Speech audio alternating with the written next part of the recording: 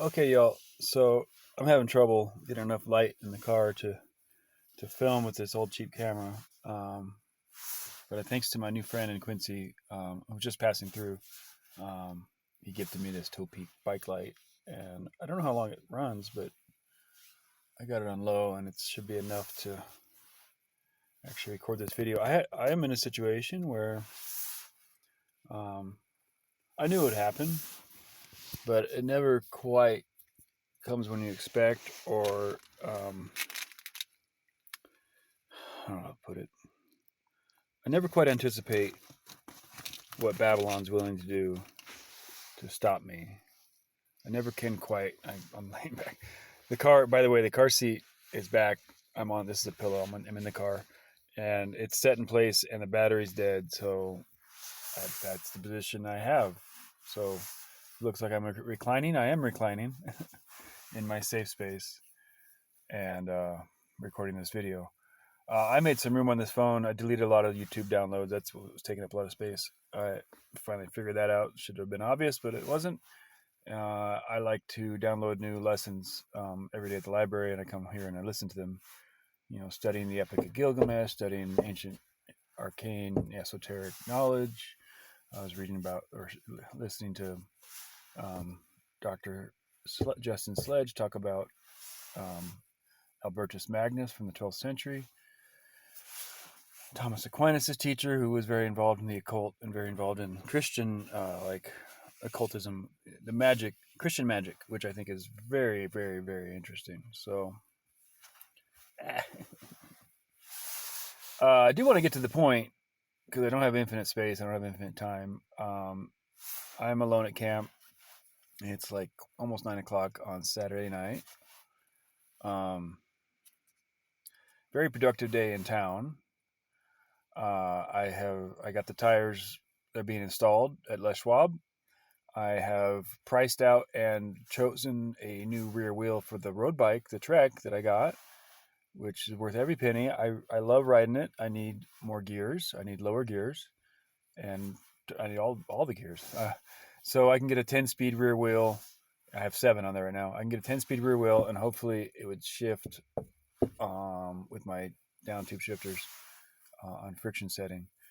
I don't want to get into the weeds on the technical aspects of my bike, but I could go from 7 gears to 10 in the back and have 2 more on the top end, top speed, and 1 more on the bottom end for climbing this road I live on. And I do live here for now. And that's what I want to get to. Babylon has come around and has taken issue with me being here. Even though this is public land, and once they discover that I'm here, they can tell me I have 2 weeks to move, but they can't like really do much about it. I am John Q. Public. By the way, this is the notice on the door that must vacate premises immediately with all of your possessions. And it's on a car that has no wheels.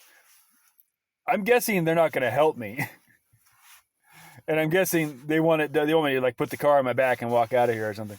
I already talked to the federal wildlife agent 2 days ago about the progress I'm making, the setbacks I've had, the challenges of getting this stuff out of here, the fact that I want to be out of here, and I made it very clear I'll be out of here before winter, probably by middle of October. And he had no problem with that. The litter was a little much. And it is disheveled right now. There's a lot of trash. I have a hard time taking the trash into town without a car running. That's difficult. When Jeff was here last week, he took 2 large bags of trash in. So I'm sure in their house there's a little cubby where they store shit that they don't want people seeing, and their living situation is not tip top perfect. And I don't go rummaging through their house and tell them how to live. What I want to get to today the Forest Service came out. The Forest Service, the twig pigs, we call them twig pigs. Bad, just bad, just fuck, man. Like, that's the notice on the door is from the Forest Service that I must vacate the premises ASAP. I misuse of public lands. Excuse me? What do you mean, misuse? I'm cleaning everything. I've been here. The evidence of the progress I've made is evident all around on the stumps of the trees that have survived a very large fire in this grove. You can see charred marks 12 feet up some trees, charred stumps. Meaning, because it's clean and the ladder fuels have been removed systematically over the years of me being here and other people having fires here, but mostly me since 2004, this area is a perfect demonstration of the wisdom of my style of life. And if you can't see that, then what are you doing working for the Forest Service? A better angle. So, not only that, this gentleman rummaged through everything in my car without me being here this morning. The timestamp said 10:47 a.m. I left for town about 9:45, 10 o'clock. So within an hour of me leaving, he came into my car, rummaged through every backpack I had in the car, my glove box, all my paperwork, and it was just left in a giant mess in my passenger seat, as if that's okay, as if I don't have Fourth Amendment rights, as if I am not a citizen of the United States. I am tired of my rights being trampled on, and they are repeatedly, and they have been forever. Mostly because I'm poor in the world's eyes. Once you've reached a certain nadir of or low point of financial solvency, and once you're not like working to support Babylon, they come and get you. They come out and they hate you, and they enforce that you must go pay rent somewhere. You must work. In fact, that is a stipulation. Like the number one, if you ever been arrested for anything, spend some time in jail for any minor whatever it is, the number one condition of probation every time is that you must seek and maintain employment. Employment. I work for myself. I work for my dad. That's it. I obey God alone. I have one authority I listen to. And if that authority supersedes all earthly authority. I know in Romans 13 that Paul says you must obey all earthly authorities if they're set in place by God. My take on that is that's just Paul's opinion.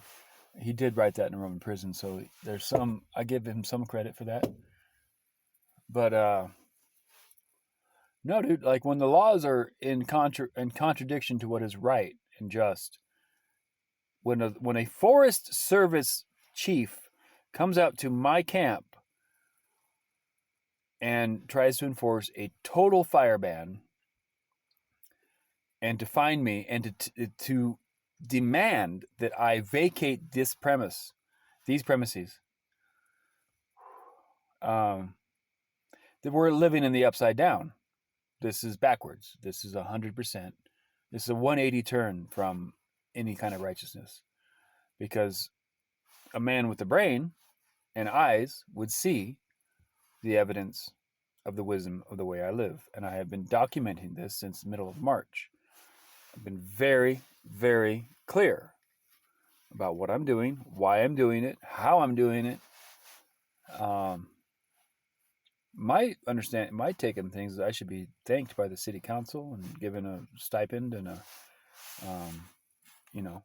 I should be given a place in town to rest and then come out here and do my work. Or they should come out and build me a shelter.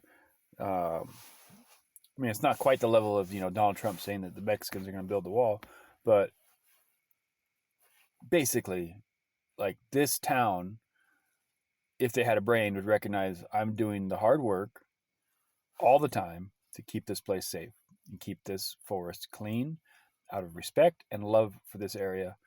There's a little bit of trash out here, I'll admit, and when the crows get into it in the afternoon, I need a lockbox for my trash and a lockbox for my food. I'm working on that.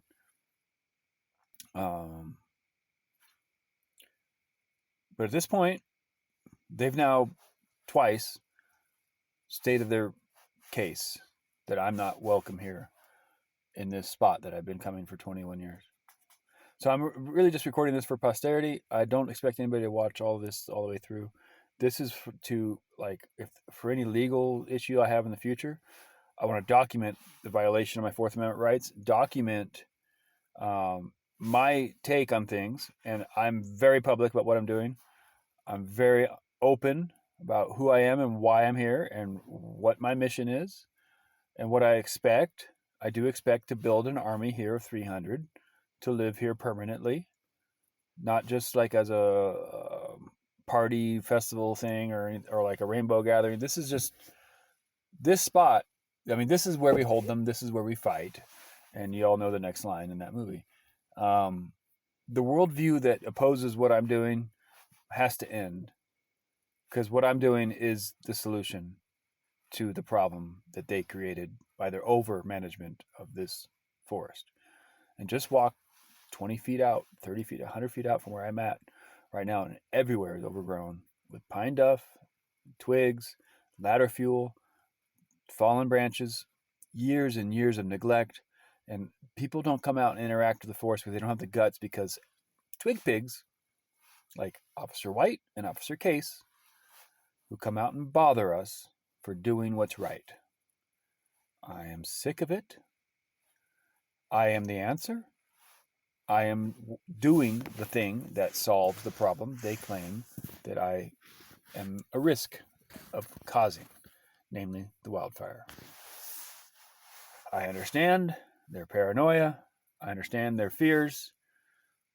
They are founded in history. They are founded in, this town has great fear of wildfire. Let's get back to the root. What has caused the problem is a lack of interaction with the forest. What is the solution to the problem is someone having small fires in fire pits that are established. I waited till the rain to come back out here. I avoided the area for 2.5 weeks in town. I slept home. I slept behind Perco's. I slept in front of Taco Bell. I slept behind the theater. Pushed a shopping cart around for 2.5 weeks because it was too dry to have fires out here. When we had an inch of rain that one night, I felt safe to come out again, and it was actually difficult to start a fire. And we've had 2 more rainstorms since then. So in the last 12 days, we had 3 separate rainstorms, about 2 inches of rain. So the ground is soggy. It's actually difficult to get the pine needles to start. Unlike in the middle of August, when it was just like a match or a bottle in the wrong angle in the sun, it would have started everything, lit it up like a matchbox. So I knew the battle was coming to me. I didn't anticipate it would come so quickly over such trivial bullshit. But here it is, and here I am in the middle of it. I must defend myself, defend my space, defend my right to live this way. And then when I'm done here, might never be done here, I'll move on to somewhere else. I have other opportunities elsewhere. We will be building a more incognito camp in the woods, deeper, in the near future, before winter. I will build a winterable shelter out here. I will have the car running. Might not be able to get the windshield done before winter, but it's drivable if I have the tires out on. Drivable to at least get around in the woods. That windshield is bad. You can't see it. Yeah, done. So, don't shoot the messenger kind of thing. You know, the Pharisees also came out to ask John what he was doing. You know, I'm not trying to drag religion into this, or my faith, or my understanding of who I am and what I'm doing. But basically, my rights have always been trampled on. They're doing it again. They straight up violated my Fourth Amendment rights today. They are straight up violating my rights as a public member of the public of the United States of America to camp on public lands that I own.